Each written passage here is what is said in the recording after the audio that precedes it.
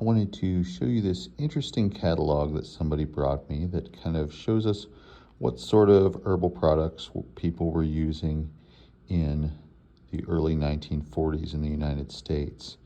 This is the Illinois Herb Company, which was based out of Chicago. And you can see here on the cover they have this very stereotypical depiction of some Plains tribes people giving some herbs to a guy in buckskins. Inside it's got the original order form and an envelope to send it to. And over here is a full-page ad for Calexa Herb Laxative, which seems to be one of their more popular products. Here's another ad for it. They're saying, "We certainly are one happy family since taking Calexa tea." It does also contain some information about how to measure out and use herbs as they're described in the magazine. And for each month it has weather forecasts and moon phases and historical events on this day and other things that you would expect from an almanac, interspersed with lots of testimonials from people who have gotten herbs from them. Got a lot of things like colt's foot and Virginia snake root that are not necessarily used much in commerce now because of safety concerns. This compound here is made with mistletoe, presumably American mistletoe, although it doesn't really say what kind.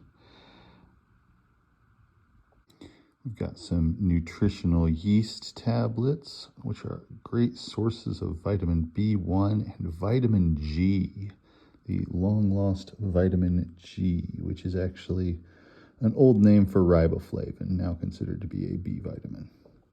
Yerba mate appears to have also been popular with this group. It is mentioned not only in this, but in also many of these sections where people are writing in their testimonials. I was pleased with trial order of number 602 Baya Mate, price 29 cents, etc. In the back of the magazine, there are lots of ads for third-party products, including books, like this 10,000 Dreams Interpreted, which is, I believe, still in print and remained popular for many years.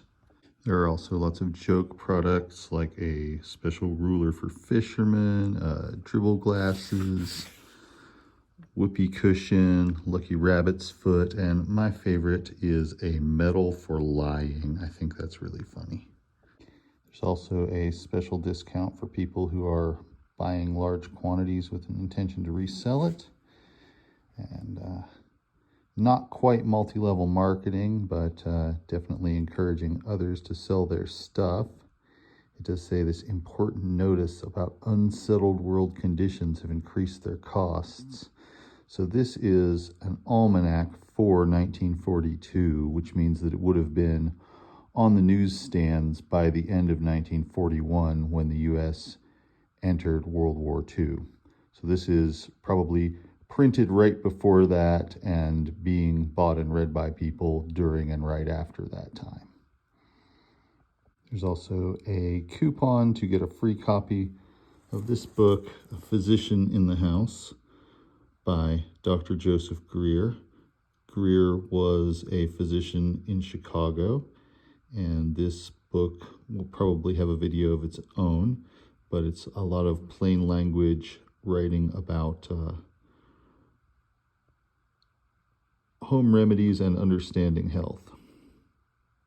And then here on the back cover, we have the Calexa Herb Laxative again, and little illustrations of some of its ingredients: buckthorn, gentian, licorice, balmony, which nowadays we would probably call turtlehead, chelone glabra, senna, marshmallow, and peppermint.